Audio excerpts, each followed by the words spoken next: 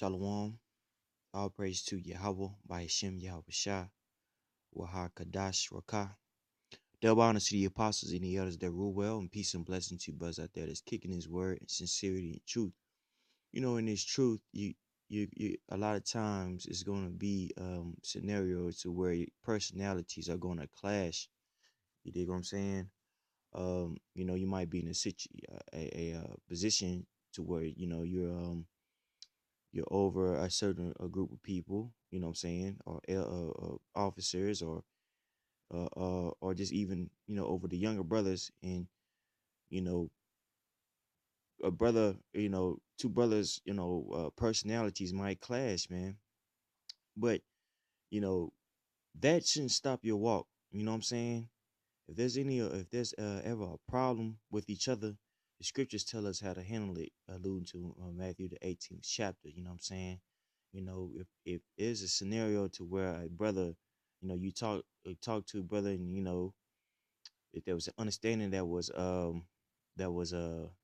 made, you know, and you guys squashed, whatever altercation that you guys had, you know, a lot of times you have to leave that alone, man.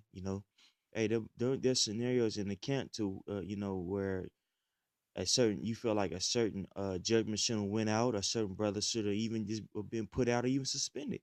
You see, and if that doesn't happen, um, in your eyes, it could be viewed as favoritism. You know what I'm saying? But ultimately, we know that the Most High allowed that particular person to stay in. So what's next? Are you gonna murmur and complain because you didn't get you didn't get the outcome that you felt like you needed or wanted? Or are you gonna continue to push the work of the Heavenly Father, man? Because a lot of times brothers be holding in a lot of unresolved anger, and that unresolved anger induces them to want to be to separate themselves from the camp, man, and that's detrimental to your spirit. You see, because certain things aren't done your way, you want to separate yourself from doing the work and doing and being a brother, man. Well, that makes you going off because you're holding a grudge, and according to the scriptures, you're not supposed to be holding grudges, man. This is Leviticus 19:18. Thou shalt not avenge nor bear any grudge against the children of thy people, but thou shalt love thy neighbor as thyself. I am Yahweh. Let's look at that word grudge. It's not nathar. It says to keep hold to keep guard, reserve. Actually, it's natar. It's like natar. To keep guard, reserved, maintain, to keep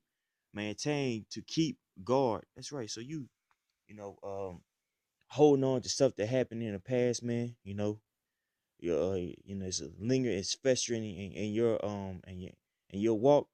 You know what I'm saying? You can't seem to get over it, man. So you're deciding to separate yourself. You know what I'm saying? Or you decide not to deal with a brother. You know what I'm saying? That's on you, bro. That's on you. You know what I'm saying?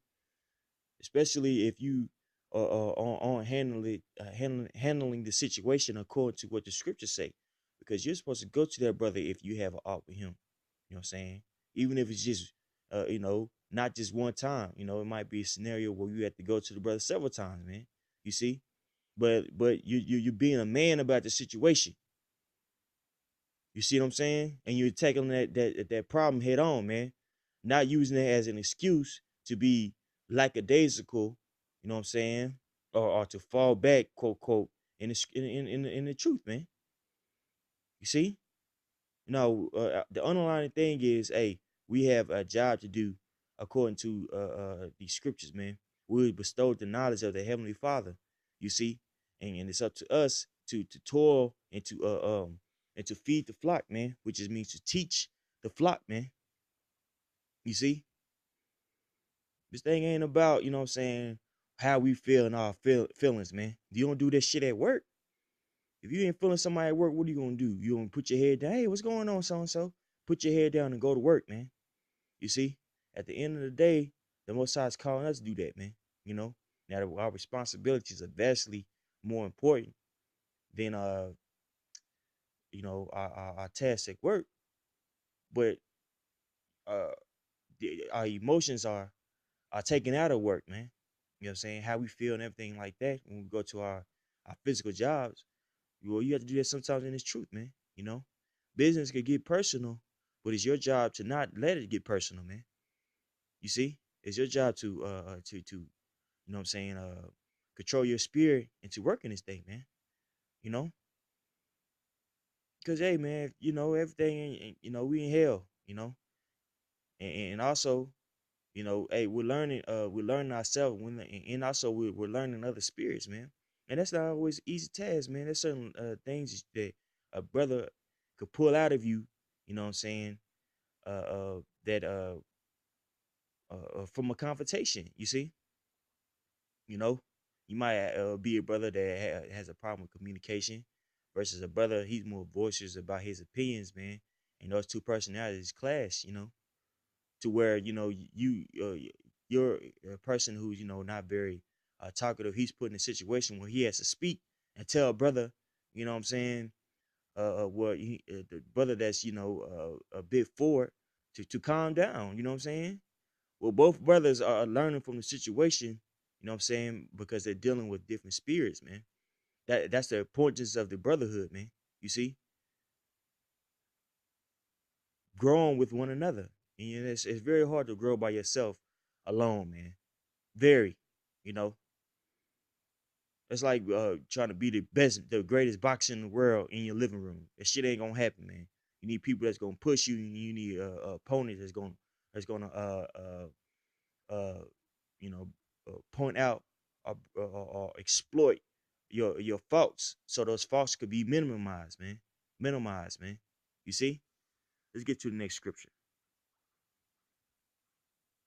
This is Matthew 18 and 21. Then it came Peter to him and said, Lord, how often shall my brother sin against me and I forgive him till 7 times? Yahweh saith unto him, I say, not unto thee until 7 times, but unto 77, 70 times 7. Therefore is the kingdom of heaven likened unto a certain king which would take account of his servants. And when he had begun to reckon, one was brought unto him, which owed him 10,000 talents. But for as much as he had not to pay, his Lord commanded him to be sold in his wife and children and all that he had, and payment to be made. The servant therefore fell down, worshipped him, saying, Lord, have patience with me, and I will pay thee all. Pay thee all. Then the Lord of that servant was moved with compassion, and loosed him, and forgave him the debt. But the same servant went out and found one of his fellow servants, which owed him 100 pence, and he laid hands on him and took him by the throat, saying, "Pay me what thou owest." Being a damn nigga. And his fellow servant fell down at his feet and besought him, saying, Have patience with me, and I will pay thee all. And he would not, but went and cast him into prison till he should pay the debt. So when his fellow servants saw what he was done, they were very sorry, and came and told unto their Lord all that was done. Then his Lord, after that he had called him, said unto him, O thou wicked servant, I forgave thee of all that debt, because thou desirest me. Shouldest not thou also have compassion on thy fellow servant, even as I had pity on thee?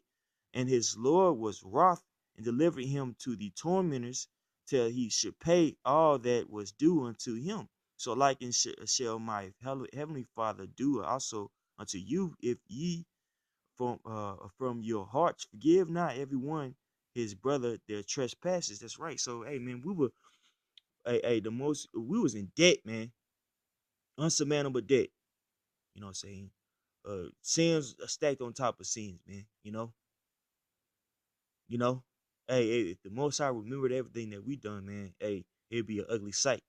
You know what I'm saying? But now, hey, we were given this grace, you know what I'm saying, given this truth, man. You know, hey, we have to be more willing to be merciful towards our fellow servants, man.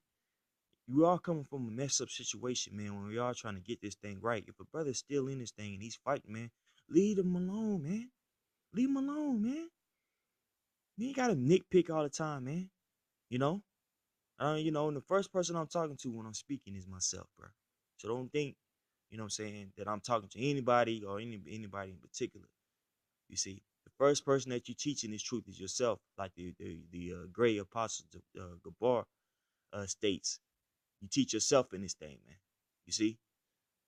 So if a brother is working in this thing, he's toiling in this thing, man, just leave him alone, man. You see? You know? And if a brother's past conduct is stopping you from doing the truth for toiling in this truth, man, then you're going off, man. Not that dude that you supposedly forgave, but you. You see, thinking that you're so righteous that you can force the hand of the Yahweh by Shem Yahweh Shah, man. That's wicked as hell, man. You see, that's going off, man. You know, it don't matter if you don't like anybody in the truth or you don't like it how a person talks to you, man. It's about doing his work, bro. Hey, because I'm hit you off with something. More than likely, you know what I'm saying, your personality probably get on somebody's nerves too. You know, you gotta think of it that way, man. You know, you too busy pointing your finger at somebody else, but three of them are coming at you, man. What are you doing in this truth, man? Are you toiling? Are you being a brother? You see? Let's get to the next script. Who art thou that judges another man's servant? To his own master he standeth or falleth. Yea, he should be held up, for the Most High is able to make him stand. That's right, man. Who are we to serve somebody else's servant, man? Hey, nobody in this thing belongs to us, man. Nobody. You know what I'm saying? Everybody everybody ultimately belongs to Yahweh by Shem Yahweh Shah, man. You see what I'm saying? So you can't get caught up in trying to judge this person, judge that person. Now, if you a man that's an officer, and you feel like somebody isn't, uh, you know, conducting himself as a man of the Lord, then it's up to you as a man of the Lord, regardless if you're an officer. As they said, if you're an officer, regardless if you're an officer, it's up to you to report that. Get that going, man. You see what I'm saying? Get that off your chest, but don't sit there and hold grudge, man. You know what I'm saying?